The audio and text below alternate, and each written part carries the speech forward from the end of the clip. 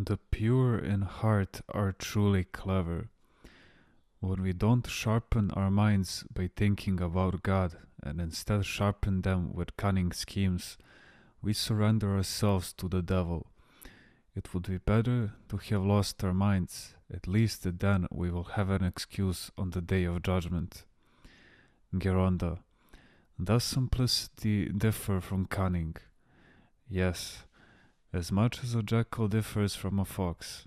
If the jackal sees something and wants it, it has the guts to go and get it. But a fox will try all kinds of sly tricks first, and then it will go and get it.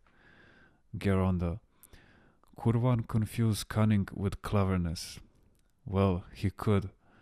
But if he examines himself, he should be able to tell the one from the other. He can work with this recognition table. What are the graces of the Holy Spirit? Aren't they love, joy, peace, patience, and so forth?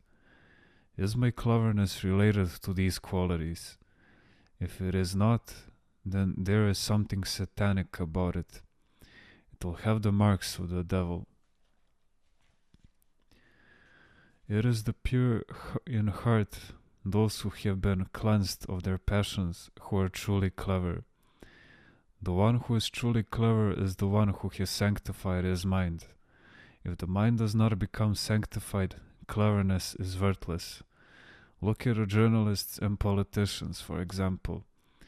They are very bright, but many, because their minds have not been sanctified, make clever remarks and many foolish ones as well. In fact, their orally clever remarks amount to a lot of nonsense. If we do not develop our minds, the devil will take advantage. If we do not put our intelligence to good use, the devil will use it for something evil. Do you mean to say that by not making good use of our intelligence, we are giving the devil the right to intervene? Yes. When we waste our intelligence, rights are granted to the devil automatically. When we do not work spiritually, the good is adulterated, and the evil we do is entirely of our own making. The devil has nothing to do with it. If we are smart, for example, but do not use our minds, we will become lazy. Then our intelligence will amount to nothing. Can someone who is intelligent but suffers from various passions have good judgment? First of all, we must be careful not to put too much trust in our own minds. If we are spiritual, this self-trust will lead us to deception. And if we are not spiritual but worldly, we will go crazy. We should not depend on what our thoughts tell us. We should consult others, seek their advice, and sanctify our cleverness. In general, we should always try to make everything about us holy. When cleverness becomes sanctified, it helps us to acquire discernment. A clever person who does not become sanctified cannot have spiritual discernment.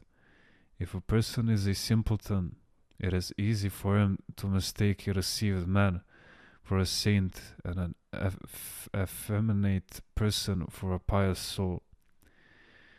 It is hard for him to tell the difference. But when a bright person is cleansed of his passions, he becomes exceedingly discerning. Geronda. How does the clever mind become purified? To become purified, the clever mind must not accept any telegrams from the devil. In other words, it must have no crafty or wily thoughts. Instead, it must think with goodness and simplicity. This is how we acquire spiritual clarity, divine enlightenment, and then we can look into the hearts of others rather than draw conclusions based on human criteria. Geronda. Is discernment related to knowledge? Discernment comes from divine enlightenment. A person may spend most of his time reading the fathers of the church, having correct knowledge of certain things, spiritually striving and praying. But a discernment comes from divine enlightenment, which is something different. Was the world better in the old days, Gironda?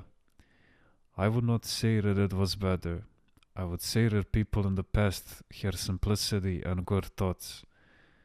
These days, people see everything with guile because they judge things based on the mind, on logic. The European spirit has done a lot of damage. It has really ruined so many people.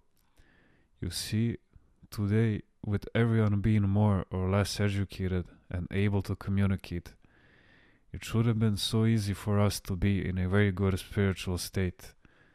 Instead, people are being taught atheism and all kinds of satanic ideas. So all our education has become worthless and it's difficult to communicate with each other.